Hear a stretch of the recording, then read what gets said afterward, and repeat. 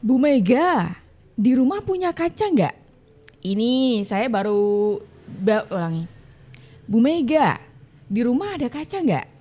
Ini nih, saya baru baca berita. Kok pengen ketawa ya? Ada kabar bahwa Ibu Mega minta Pak Prabowo Subianto untuk berantas bazar. Loh. Yang terkenal punya banyak bazar itu kan PDIP, Bu. Kalau misalkan diberantas ya suara PDIP makin kecil. Gimana ayo?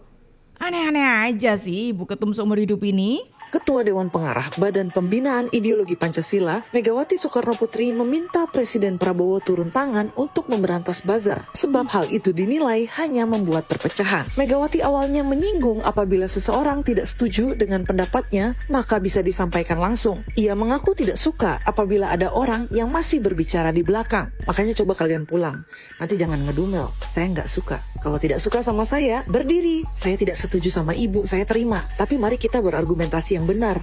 Saya tidak mau lagi, kata Megawati dalam acara Serambi Pancasila dan peluncuran buku di Gedung Arsip Nasional Republik Indonesia, Senin 11 Agustus 2025. Kemudian ia mengaku mengutus seseorang untuk menemui Prabowo untuk menyingkirkan buzzer. Presiden kelima RI itu menilai buzzer hanyalah menimbulkan perpecahan. Waduh, ini tuh lucu banget gitu loh Ibu Ketum satu ini. Datang-datang minta Pak Prabowo Subianto untuk menyingkirkan bazar. Loh, apa nggak salah? Lawang selama ini yang terkenal punya banyak buzzer itu dari pihak siapa? Justru itu dari pihak ibu. Dan makanya yang bisa menghentikan ini bukannya Pak Prabowo tapi ibu sendiri. Lo tau gak, Bu Megawati minta Pak Prabowo beresin para buzzer di Indonesia karena dinilai memecah belah bangsa. Akhirnya banyak pro kontra dari statementnya Bu Megawati ini. Soalnya konsep buzzer pesimisme sama pemecah belah bangsa itu kita tahu datangnya dari mana. Mungkin Bu Megawatinya nggak tahu kalau banyak dari kelompoknya sendiri yang pakai cara buzzing disinformasi dan pesimisme. Jenisnya banyak kayak Guntur Romli, Denny Siregar, sampai DJ Doni dan sejenisnya yang seperti tidak ada rasa nasionalisme di dalam dirinya sendiri. Nah bahayanya mereka kalau sampai ditonton sama remaja atau orang kondisi labil, pasti bakalan ke-trigger dan percaya kalau Indonesia itu tidak layak buat dihuni. Masalah di Indonesia emang banyak banget dan udah sistemik, tapi bukan berarti kita harus jadi benci sama Indonesianya. Nah kalau balik lagi ke buzzer pemecah belah bangsa, kayaknya yang harus diberesin emang dari kelompoknya Bu Megawati dulu. Soalnya yang biasanya disinformasi, pesimis, dan pecah belah itu ya mereka. Kalau Pak Prabowo yang ngeberesin buzzer pemecah belah bangsa ini, narasinya bakalan jadi pembungkaman. Tapi nggak tahu, gimana menurut kalian? Saya datang bersama kawan saya Aliful Rahman. Ya, Pak, mohon izin. Ya, saya sudah kampanye selama 3 tahun terakhir. Saya sepakat dengan sosok tadi ya, soal like dan komen. Memang problem kita dari situ, Pak. Teman-teman ini di lapangan sudah membuat konten-konten yang arahnya sudah sesuai dengan arahan tadi. Tapi memang penyebarannya, kalau kita foto-foto kita upload ke misalnya TikTok, itu komentar dan like-nya tidak semasif tim sebelah. Maka kalau bisa, kebetulan ada Pak Hasto juga, kami mohon ada tim khusus untuk komen dan like itu dibentuk semasif tim sebelah. Kalau lebih baik, lebih banyak lagi akan lebih baik. Oh, tuh saya nggak cuma ngomong aja loh Bu ya. Sudah ada buktinya. Yang pertama ketika PDIP ini sudah ada netizen yang bersuara kalau PDIP ini banyak menggunakan buzzer. Selain itu ada rekaman. Ketika kader PDIP ini secara terang-terangan minta dana untuk disediakan, bukan dana, minta tim untuk disediakan tim bagian kayak masalah di persosmedan seperti itu. Apalagi kalau bukan buzzer seperti ini Bu. Kan jadi lucu ketika ibu sendiri yang tiba-tiba minta Pak Prabowo Subianto untuk turun tangan menyelesaikan masalah buzzer. Lah wong itu munculnya dari kebanyakan ya, itu kan dari pihak ibu. Gimana? Nanti kalau misalkan nih beneran Pak Prabowo turun langsung terus diberantas, kalau tiba-tiba suara ibu anjlok, jangan ngambek loh ya. Kalau sampai benar apa yang disampaikan Trump ini, tandanya pemerintah Indonesia telah menjual bangsa ini. Lo bayangin aja coba, Indonesia bayar tarif 19% untuk ekspor produk kita ke Amerika Serikat. Sementara Amerika Serikat bebas masuk dan gratis ke Indonesia. Lalu kita dipaksa untuk belanja 224 triliun minyak dan gas mereka. Belum lagi 73 triliun produk pertanian mereka. Dan ditambah 50 pesawat Boeing yang nilainya sekitar 285 triliun. Ini dampaknya ke petani kita yang kalah saing. Belum lagi industri yang terhambat. Dan pasar kita dikuasai oleh produk asing. Ini bukan kerjasama yang adil, tapi cara halus menguras devisa dan menekan kedaulatan ekonomi bangsa. Mana itu orangnya Gibran tuh? Yang ngomong belah dada saya, merah putih, patriotisme, nasionalisme. Ini lo bahas, tai. Loh. Gimana nih? Ini kayaknya saya tahu nih orang yang ya pakai baju merah, orang yang seringkali menyerang orang yang tidak sejalan dengan dia. Dan kali ini tadi barusan lo kita ngobrolin soal Pak Prabowo yang diminta Ibu Mega untuk turun langsung memberantas masalah buzzer gitu kan. Ini ada nih seseorang yang ya bisa kalian tafsirkan sendiri orang ini siapa gitu ya. Ini menyerang Pak Prabowo Subianto dengan narasi Pak Prabowo menjual negara, menjual Indonesia. Waduh, gimana sih?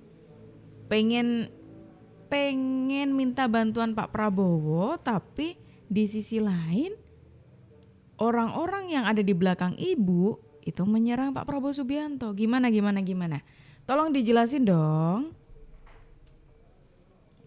Guys, gila banget nih guys. Kemarin kan kita habis bikin video tentang reaksi warga negara Amerika Serikat yang pada pusing, marah, stres karena menurut mereka Donald Trump kalah.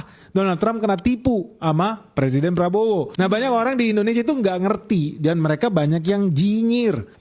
Indonesia kalah, Indonesia dirugikan di perang dagang itu. Karena enggak, faktanya kita diuntungkan. Justru kita jauh lebih untung dibanding Amerika Serikat. Nah, banyak orang yang nggak percaya. Ini memang agak aneh, netizen Indonesia ini kalau nggak nyinyir bukan netizen Indonesia artinya. Tapi ya udahlah, mereka banyak yang merasa ya itu kan orang biasa. Kalau ahli ekonomi pasti nggak ngomong begitu. Oke, mungkin lu bener. Makanya gue shock pas kita dapat kiriman video dari Malaysia. Lu bayangin, profesor, guru besar dan nggak kaleng-kaleng. Karena ini orang ya dia dulu ambil kuliah di Yale. Itu salah satu kampus terbesar di Amerika Serikat. PhD-nya juga dari Harvard. Ya, kampus paling terkenal di dunia. Dan yang lebih hebat lagi ya, ini orang juga sempat jadi penasehat loh, special advisor buat US Treasury. Ini Kementerian Keuangan Amerika Serikat. Pada saat yang sama juga dia pernah menjabat sebagai penasehat untuk PBB. Ya, jadi nggak kaleng-kaleng lah track recordnya orang Malaysia yang satu ini. By the way, lu penasaran nggak sih? Sebetulnya menurut sudut pandang guru besar, profesor, ahli ekonomi Malaysia, Indonesia itu dirugikan atau diuntungkan? Supaya netizen gak tambah bego, lu harus tambah pinter. Nah, ini nih. Ini salah satu contoh buzzer yang berseliweran di sosial media, teman-teman. Salah satu video yang tadi sempat dibahas oleh masnya ini. Kemudian kita dikasih pencerahan nih. Ini loh, jangan kok apa-apa itu langsung ditelan begitu saja. Jadi ada beberapa informasi yang itu tidak sesuai realitanya. Ada orang-orang yang memang sengaja untuk membuat kita itu seolah menilai pemerintahan buruk lah, begini begitulah, ya seperti itulah teman-teman. Menurut saya sekarang begini, yang terjadi adalah terjadi kelalaian di PDIP mencalonkan orang kalau memang ini jasanya palsu itu. Tapi kelalaian ini dari wali kota, gubernur, dan 2 kali periode presiden. Bagaimana bisa disebut lalai, Bang? Pak, mana ada sih yang nggak lalai di partai manapun? Sama aja, Bang. Maksudnya kelalaiannya panjang sekali. Sama juga, partai juga sama. Jadi udahlah. Ini saya sampai muncul sekarang, Bu. Bisa nggak sih negara ini nggak ada partai dulu? Karena sebenarnya partai ini ya hanya legalitas persekongkolan. Melegalkan persekongkolan di antara mereka. Permufakatan jahat. Permufakatan jahat. Itu fakta. Menurut saya sekarang begini, yang terjadi adalah terjadi kelalaian. Loh. Ketika kita tadi ngebahas soal buzzer perbuzzeran teman-teman ya. Terus sekarang ini ada seseorang yang pastinya sudah tidak asing lagi buat kalian. Orang ini sering kali muncul di media ya. Seringkali menyampaikan argumen yang ya cukup bikin geger teman-teman. Di sini Pak Saididu menyenggol-nyenggol mengenai partai yang lalai, partai tempat persekongkolan. Apa ini maksudnya? Soalnya kita tahu nih, kita kan barusan tadi ngebahas soal partai gitu ya. Terus kita juga tahu Pak Saididu itu sangat keras sekali menyuarakan kebenciannya kepada Pak Jokowi. Apa nih maksudnya? Soalnya nggak sampai di sini saja teman-teman. Narasi-narasi Pak Said Didu ini seringkali bernada negatif, kemudian seringkali memprovokasi banyak orang. Salah satunya ketika Pak Said Didu itu mengatakan seperti ini. Masuk ya? Silakan. Hari ini saya pikir inilah simbol mantan Presiden Joko Widodo, masih simbol kekuasaan Joko Widodo masih sangat berpengaruh kepada penegak hukum. Faktanya simbol perjuangan kita, salah satu pejuang kita Abraham Samad dipanggil dalam rangka kasus dengan Joko Widodo. Artinya aparat hukum sepertinya masih dalam kendali Solo. Itu fakta, karena bayangkan Abraham Samad hanya podcast langsung dipanggil terkait dengan ijazah Joko Widodo. Pertanyaan saya, sampai kapan negeri ini dikendalikan oleh Joko Widodo, aparat hukum?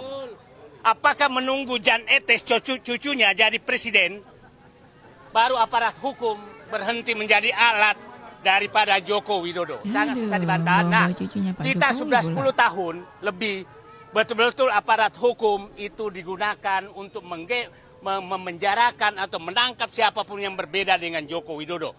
Berapa teman kita udah keluar masuk penjara hanya karena aparat hukum betul-betul memihak kepada Joko Widodo. Berapa orang di penjara hanya mempersoalkan ijazah Joko Widodo. Terus apakah semua rakyat Indonesia akan dipenjara demi Joko Widodo? Kalau ini berlanjut, saya nyatakan hari ini adalah hari pernyataan perang semesta melawan dinasti Solo yang masih mengangkangi aparat hukum. Terima kasih. Assalamualaikum warahmatullahi wabarakatuh. Selanjutnya Mas Eros, silakan. Mas Eros, silakan Mas. Nanti ada statement dari tim advokasi juga. Saya hanya sederhana aja ya. Saya minta seluruh komunitas Banteng ya. Saya pendiri PDIP. Saya minta kalian jangan tinggal diam. Apapun namanya, perilaku Jokowi hari ini terkait dengan keputusan kalian dulu, mengangkatnya sejak wali kota, gubernur, sampai presiden. Jadi jangan tinggal diam ya. Hari ini terjadi satu hal yang perlu kalian catat, bahwa tokoh yang kalian ajukan sebagai pemimpin bangsa ini ternyata bawa masalah ini harus juga menjadi kalian ya, tanggung jawab kalian untuk selesaikan. Dari kaum Banteng jangan tidur, ayo bergerak. Siap. Kan baru aja kita ngebahas narasi-narasi negatifnya Pak Said Didu. Kemudian di sini juga sama nih, Pak Said Didu menyerang Pak Jokowi, bahkan itu membawa-bawa cucunya Pak Jokowi. Yang mana cucunya Pak Jokowi masih kecil, dibawa-bawa. Yang disebut katanya ini dikuasai geng Solo dan ini itulah. Ya itu narasi-narasi negatif dari mereka-mereka ini. Tidak heran kalau misalnya Ibu Mega bisa punya sikap politik yang salah atau langkah-langkah politik yang salah kalau informasi yang dikasih adalah sampah semua. Dari Sekjen. Saya prihatin, ya beliau sebagai sekjen partai besar, kok kualitasnya begitu gitu loh. Dia buruk. Sehingga hasil exit poll luar negeri itu mengunggulkan Ganjar Mahfud. Baru kali ini terjadi anomali, di mana apa yang terjadi di luar negeri total berbeda dengan apa yang terjadi dalam negeri. Ini salah satu ya pernyataan paling lemah dari Mas Hasto Kristianto, Pak Sekjen kita ini. Dan ini betul-betul mengherankan. Beliau lagi-lagi kayaknya mengutip hoax. Jadi beberapa waktu sebelum coblosan itu memang beredar hasil exit poll di berbagai wilayah di luar negeri. Sebetulnya saya ngelihat sekilas saja sudah aneh itu. Karena hasil exit poll-nya ada yang berdasarkan negara, ada juga yang berdasarkan kontinen. Itu aja udah aneh. Yang pasti saya jamin, nggak ada lembaga yang melakukan exit poll atau melakukan exit poll di luar negeri. Kenapa? Pertama, pemilihnya secara total itu kecil dibanding dengan nasional. Yang kedua, biayanya luar biasa besar. Ngapain ngirim orang ke luar negeri begitu banyak untuk menangkap data yang begitu kecil. Kita pakai hasil survei, pakai data dalam negeri saja, TPS dalam negeri saja, kita sudah mendapatkan gambaran besarnya. Gitu. Luar negeri ini nggak akan mengubah apa-apa. Nggak akan mengubah ya. Jadi karena berapa nih? Total ya, ini saya bacain ya. Total hasil hitung suara 128 PPLN, panitia pemungutan luar negeri ya. Ini real count nih. Ini real count. Sudah diketok palu juga. Makanya saya bisa kutip. Totalnya 671.366 suara. Ya. Ini dari dari Detikcom ya, ini dikutip ya. Hasil rekapitulasi di 128 PPLN rampung, Prabowo Gibran unggul. Bukan Ganjar Mahfud. Sorry ya. Hasto masuk itu adalah bagaimana PDIP sesudah amnesti kepada Hasto? kalau saya yakin nanti akan mendekati 14% lagi. Pak Hasto ini kan pelayan terbaiknya Bu Mega. Bukan orang yang punya kekuatan politik real kayak Mbak Puan yang punya pasukan di DPR kan. Jadi pasti perhatian utamanya ketika Hasto masuk itu adalah Bu Mega. Melayani apa yang menjadi kesenangan Bu Mega. Jadi Hasto ini sosok yang eksis karena Bu Mega. Betul. Kuatnya itu. Makin lama makin kuat karena Bu Mega makin ketergantungan terhadap Hasto. Ya kan? Bukan berdasarkan capaian meritokratik seperti capaian ya ini meritokratik juga melayani Bu Mega itu saya anggap bagian dari meritokrasi tapi bukan sesuatu yang capaiannya elektoral gitu misalnya. Ya PDIP akan punya utang budi yang besar kepada Presiden Prabowo dan Komander Dasko sehingga keputusan-keputusan politik baik di eksekutif ataupun di parlemen dan menjaga stabilitas politik secara umum itu akan disupport oleh PD Perjuangan yang sampai sekarang masih jadi pemenang pemilu. Oke, kalau kita bicara soal PDIP, sekarang kita bicara kembali soal PDIP teman-teman. Kita tadi bicara soal perbuzzeran, terus kemudian ada beberapa pertanyaan yang cukup menarik ya ketika kita ngebahas soal PDIP. Di balik kebijakannya PDIP, di balik apa ya istilahnya kayak ya keputusan diputuskan oleh Ibu Ketum, ini banyak sekali tanda tanya. Sampai ada yang mengatakan, wah jangan-jangan nih informasi yang diterima oleh Ibu Ketum salah nih gitu. Makanya kebijakan-kebijakannya itu penuh kontroversi sekali. Selain itu, ini ada yang menarik juga karena yang terbaru itu sekjen dari PDIP. Karena yang terbaru itu ada kader PDIP, Pak Hasto Kristianto mendapatkan amnesti dari Pak Prabowo Subianto.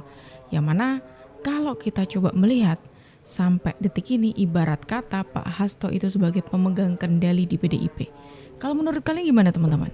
Silakan tulis pendapat kalian di kolom komentar dan terima kasih karena kalian sudah menemani aku dari awal sampai akhir. Aku Juju pamit undur diri, sampai jumpa.